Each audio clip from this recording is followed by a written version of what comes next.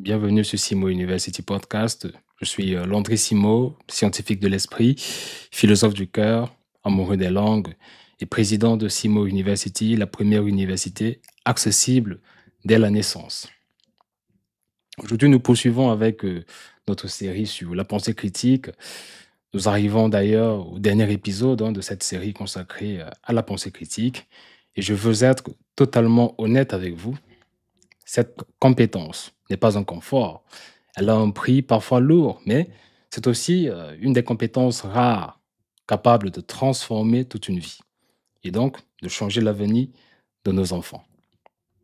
Dans cet épisode, je vais vous raconter ce que la pensée critique m'a coûté personnellement, ce qu'elle m'a offert, comment elle a radicalement bouleversé ma vie et surtout comment la pratiquer concrètement chaque jour en famille. Pour revenir aux origines de cette histoire, j'étais assis dans mon bureau. Une lumière blafarde tombait du néon du plafond. Et sur le bureau, je m'en souviens comme si c'était hier, une tasse de thé froide depuis des heures. Un écran d'ordinateur qui brillait de façon quasi agressive. Devant moi, j'avais l'email qui allait décider de mon avenir. Une offre claire, rassurante, prestigieuse. Continuer dans mon poste de professeur à l'université et donc ainsi sécuriser une carrière, suivre la voie tracée. Tout semblait logique, presque automatique. Mais en moi, quelque chose hurlait en silence. Je me souviens de mes mains glacées sur le clavier de mon ordinateur. Je me souviens de ce silence pesant qui régnait dans le couloir à cette heure tardive, comme si le monde entier attendait ma décision. Mon cœur battait fort, pas de peur, mais de ce mélange étrange qu'on ressent quand on sait que, eh bien, on va basculer de l'autre côté. C'était une guerre intérieure. D'un côté, la sécurité financière, le confort, la reconnaissance sociale, et de l'autre côté, une intuition brutale. Si je signais, si j'acceptais cette offre, je trahirais ma propre pensée critique, ma propre conscience. Et à ce moment-là, j'ai compris une vérité dérangeante. La pensée critique ne se limite pas à analyser un texte ou même à réfuter un argument. Elle vous oblige à regarder en face vos propres chaînes. Et souvent, elles sont faites d'or, ces chaînes. Le salaire, le statut social, les compliments, tout cela peut être un piège. Et c'était le cas dans mon, dans mon expérience. Pourquoi est-ce que cela est si difficile? Parce que notre cerveau est programmé pour chercher la conformité. Depuis les expériences de Solomon H, on sait que même les individus brillants changent d'avis face à une majorité qui affirme une absurdité. Le besoin d'appartenance est donc inscrit profondément dans notre biologie et moi, à cet instant, je luttais contre cette pulsion. J'étais seul face à un choix qui me plaçait en marge. J'aurais aimé vous dire que la décision fut simple, mais elle ne l'a jamais été. Mais alors, point du tout. Pendant des jours, j'ai pesé les options. J'ai imaginé les conséquences. J'ai vu défiler des scénarios catastrophes. L'aversion à la perte est un poison subtil. Kahneman et Tversky ont montré que perdre fait 2 fois plus mal que gagner ne fait plaisir. Perdre fait 2 fois plus mal que gagner ne fait plaisir. C'est vraiment important de savoir cela. C'est-à-dire que si vous gagnez, si vous perdez, je commence par là, si vous gagnez 100 euros, vous ressentez un plaisir qui est 2 fois moindre à la douleur que vous ressentirez en perdant 100 euros.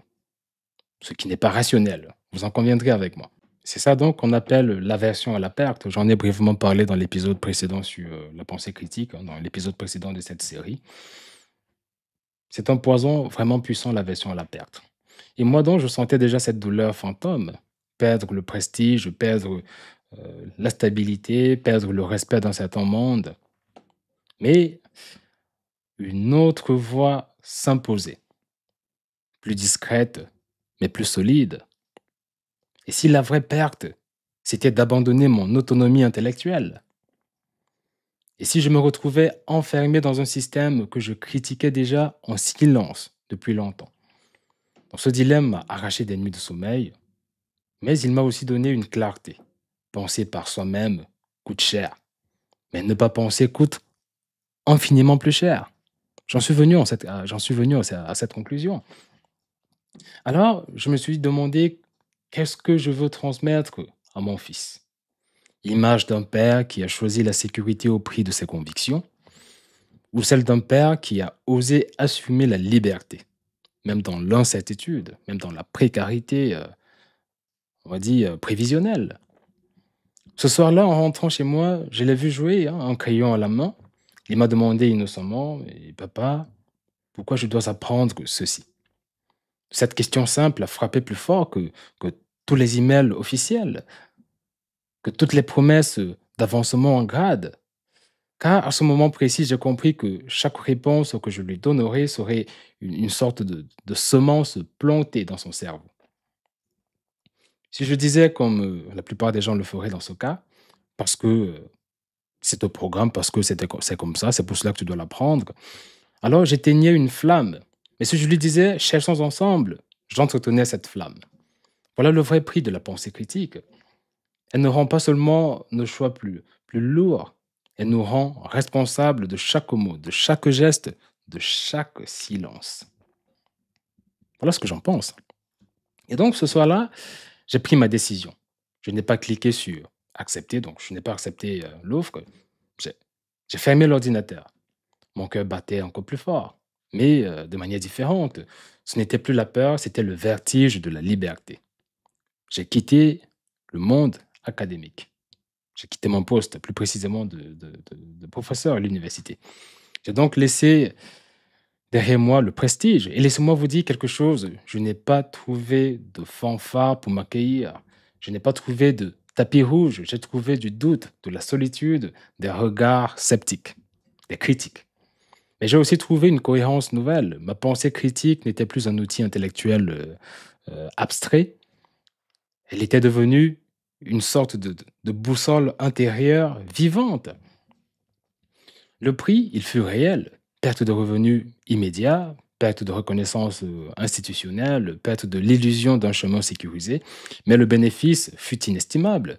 La liberté de créer une éducation différente pour mon fils et pour la société. La liberté de bâtir une université qui ose enseigner ce que l'école évite. La liberté de dire non, non à des structures qui étouffent la curiosité. Voilà ce que les manuels n'osent pas dire. La pensée critique n'est pas un confort, c'est un sacrifice. Elle vous éloigne parfois des applaudissements faciles, mais elle vous rapproche de ce qui compte vraiment. Et chaque fois que mon fils me pose une question et que je lui réponds par une autre question, chaque fois que je le vois réfléchir au lieu de réciter, je sais que ce prix-là valait chaque centime, chaque insomnie que j'ai endurée, chaque critique que j'ai reçue. Aujourd'hui, je transmets ceci à des centaines d'autres enfants.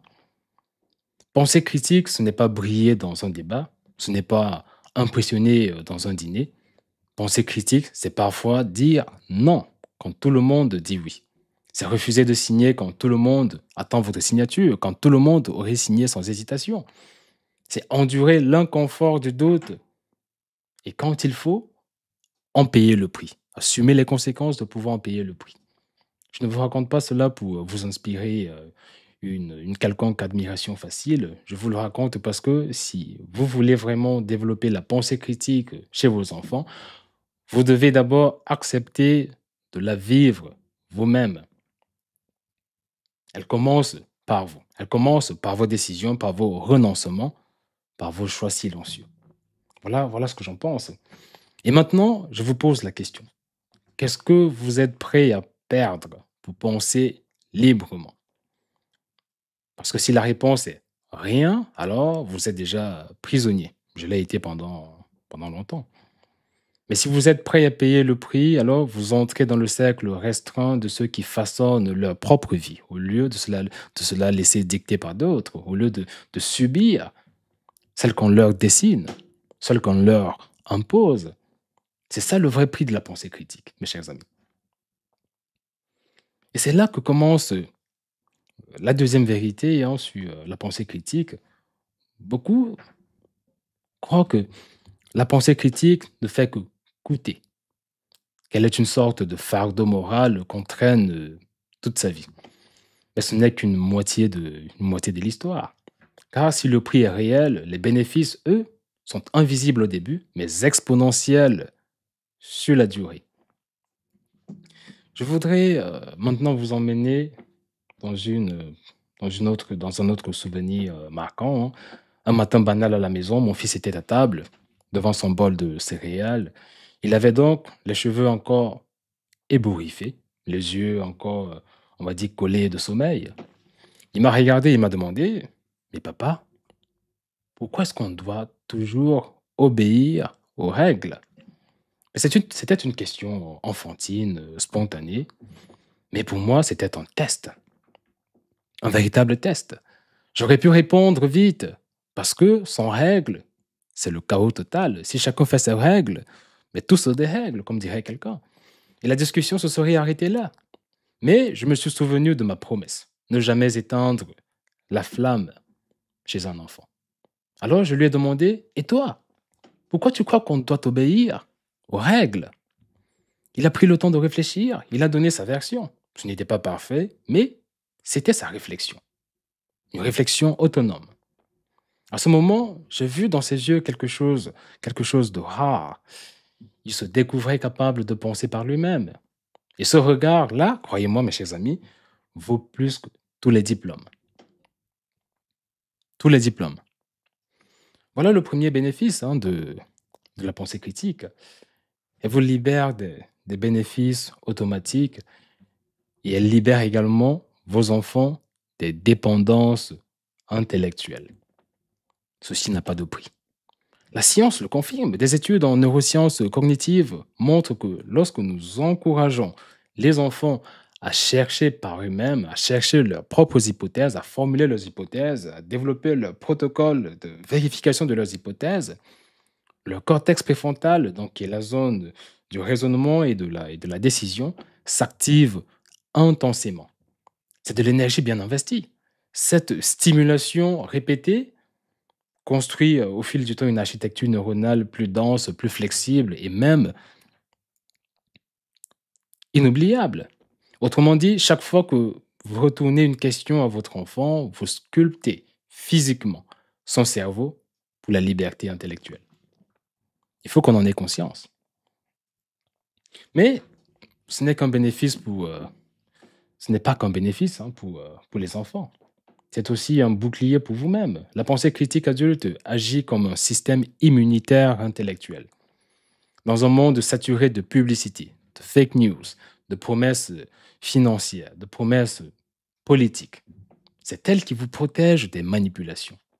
Et rappelez-vous la dernière fois que vous avez failli cliquer sur une offre trop belle pour être vraie, ou même la dernière fois qu'un proche a relayé une information alarmante sur WhatsApp. Votre premier réflexe, c'est souvent la panique ou même une sorte d'enthousiasme injustifié. Mais si vous avez installé le réflexe critique, vous créez donc un espace de 10 secondes pendant lequel, pendant lesquelles donc les 10 secondes, vous suspendez votre jugement. Et cet espace suffit à désamorcer l'arnaque, la manipulation. Ce mécanisme est connu, il active le cortex préfrontal et donc désactive temporairement l'amygdale, qui est donc le centre émotionnel qui pousse aux réactions impulsives. C'est donc de la biologie pure, et non pas seulement ce qu'on pourrait qualifier avec raison de bon sens. Un autre bénéfice important de la pensée critique, sans doute moins visible, mais encore plus profond, la pensée critique développe la résilience intellectuelle et vous apprend à rester debout quand les certitudes s'effondrent. Pendant la pandémie, beaucoup se sont retrouvés désarmés face à des informations contradictoires. Ceux qui avaient exercé leur esprit critique n'ont pas paniqué de la même manière. Mais alors pas du tout. Ils savaient pertinemment, ils savaient très pertinemment que l'incertitude n'est pas un risque, que dans l'incertitude, on ne cherche pas une vérité absolue, mais des scénarios les plus plausibles. Mais cette nuance est suffisante pour tout changer. Je vais vous donner une image. La, la pensée critique, c'est comme un muscle que l'on forge à froid. Sur le moment, ça fatigue, ça fait mal. Mais le jour où vous devez vraiment courir pour de vrai, c'est ce muscle-là qui vous sauve. Et dans la vie quotidienne, ça veut dire quoi? Eh bien, ça veut dire mieux gérer vos finances, par exemple. Parce que au lieu de vous laisser emporter par l'euphorie d'un marché ou la peur d'une crise, vous pesez les probabilités réelles, vous refusez les scénarios extrêmes qui paralysent, vous décidez avec une sorte de lucidité rare de nos jours. Ça veut dire mieux choisir vos relations. Parce que vous apprenez à détecter les arguments fallacieux, les promesses vides, les discours enjôleurs. Ainsi donc, vous ne vous laissez plus enfermer dans des dynamiques toxiques. Je cherchais le mot. Ça veut dire mieux orienter votre carrière. Parce que vous comprenez que le prestige seul ne garantit pas le bonheur, ne garantit pas le sens. Et que le vrai pouvoir, c'est de choisir une trajectoire cohérente avec vos valeurs intrinsèques. Mais le bénéfice ultime, le plus grand, c'est la liberté intérieure. Ce moment où vous réalisez que vous n'êtes plus prisonnier de ce que pensent les autres, ni même de ce que le système semble manifestement attendre de vous. Mais alors, pas du tout. La pensée critique vous offre un bien rare, la capacité de marcher seul, et pourtant de marcher tout droit. Je veux que vous reteniez ceci.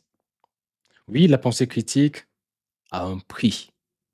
Isolement, doute, perte financière, perte d'opportunités faciles, mais elle a également des bénéfices que rien d'autre n'offre.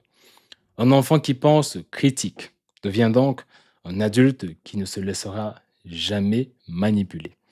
Un adulte qui pense critique devient un parent capable de transmettre une éducation libre, un éveil intellectuel véritable, et une famille qui pense critique devient une forteresse contre l'uniformité du monde.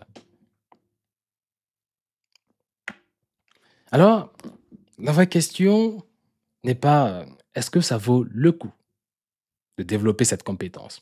La vraie question, à mon sens, est mais pouvez-vous vraiment vous permettre de ne pas le faire? Ceci est la vraie question, à mon sens.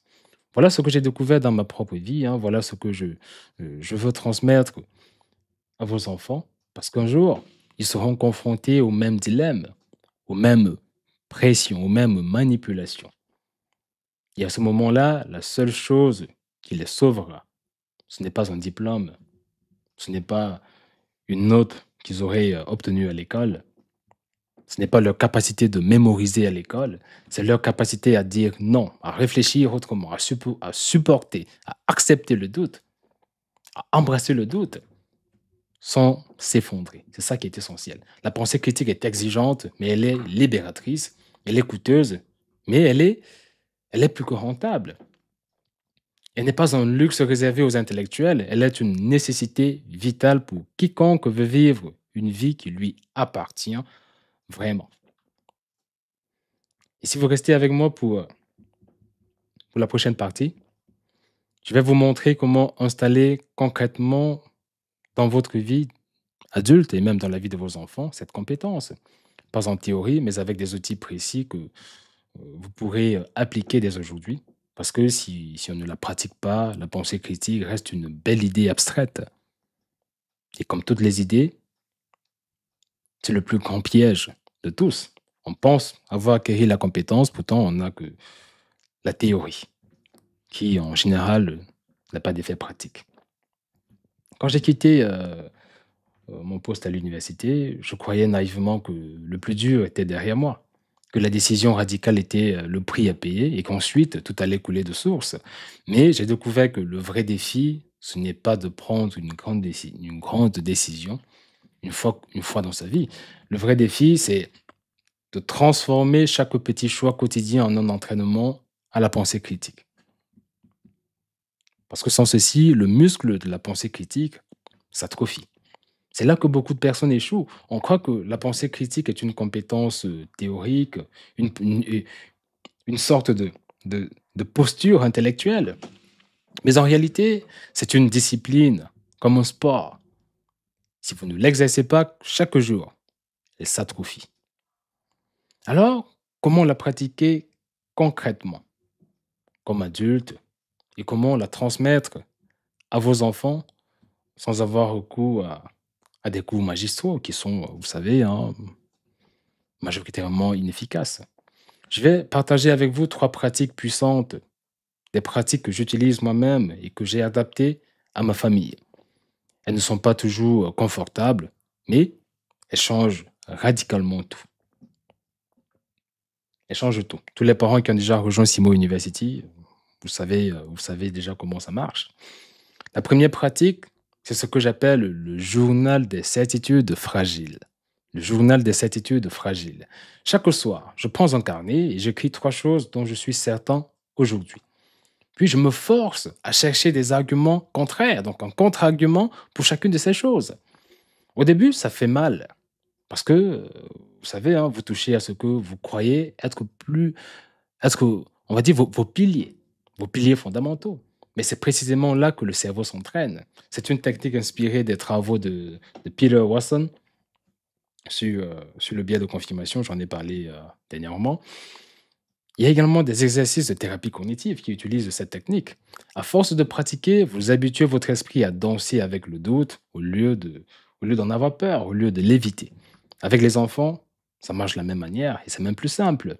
Je leur demande, qu'est-ce que tu crois vrai aujourd'hui? Puis, je les aide à imaginer une situation où cela serait faux. Ce jeu en apparence anodin construit une flexibilité cognitive incroyable. Une compétence essentielle pour adultes et également pour les enfants.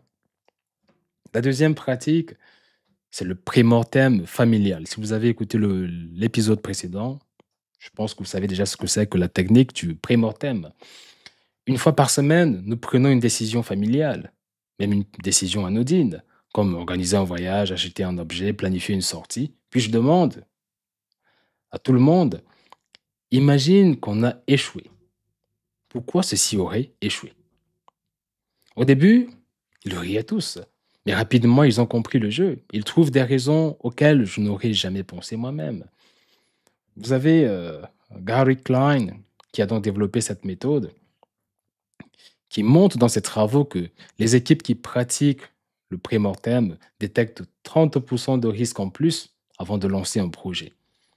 Et donc, dans une famille, ça change la dynamique. Les enfants se sentent entendus, ils participent à la réflexion et surtout, ils apprennent qu'on ne prépare pas seulement le succès ou la réussite, on prépare également les échecs possibles. Et la meilleure manière de réussir, c'est de préparer les échecs. Et donc, d'être en mesure de les anticiper et de les éviter. La troisième pratique, c'est peut-être la plus difficile d'ailleurs, hein, s'appelle chez nous la soirée des objections.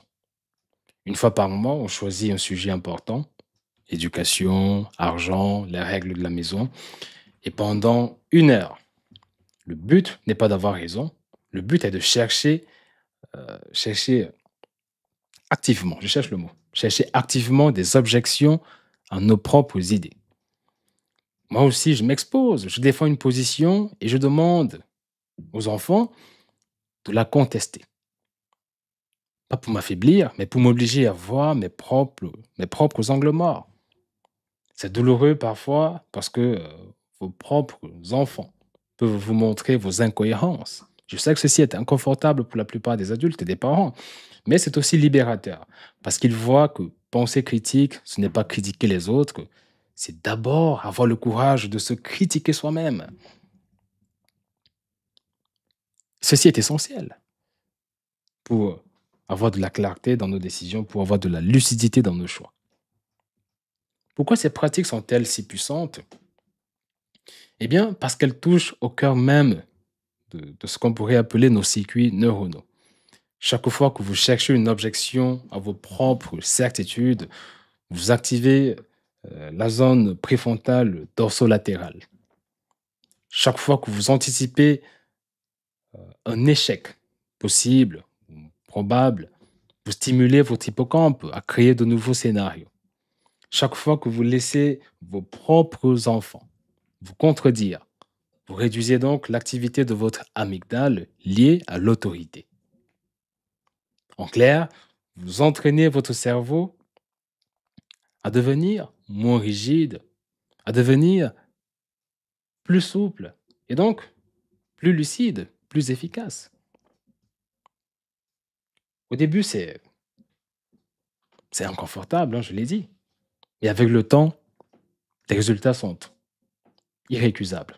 Mais pratiquer tout ceci n'est pas toujours facile, hein, n'est pas toujours glorieux. Il m'est arrivé de fermer mon carnet du journal des certitudes avec colère parce que je n'avais pas envie de douter ce soir-là.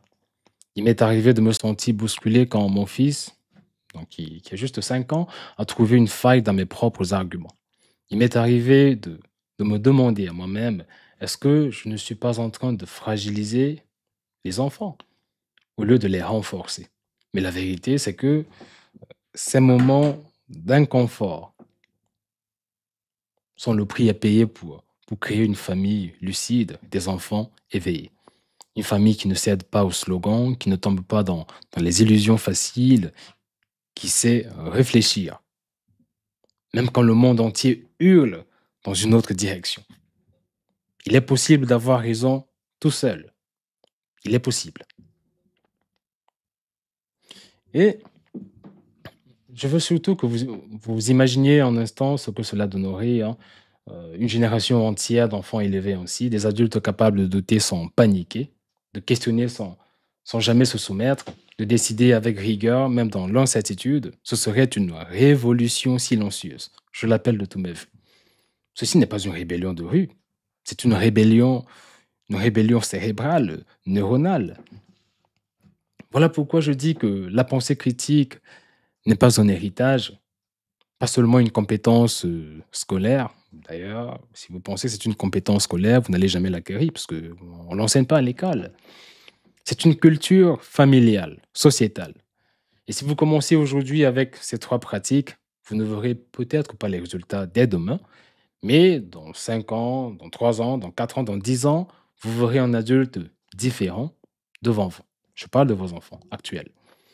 Et dans 20 ans, un monde différent autour de vous. Alors la question n'est plus est-ce que je peux développer la pensée critique? La question est davantage, et vous me direz dans les commentaires si je me trompe, ai-je le courage de pratiquer la pensée critique chaque jour, même quand tout semble inconfortable? Ai-je le courage de la pratiquer chaque jour, même quand cela est inconfortable? Et si vous êtes encore là, c'est que vous avez déjà commencé ce chemin. La pensée critique ne rend pas la vie plus facile, plus simple, elle la rend plus exigeante.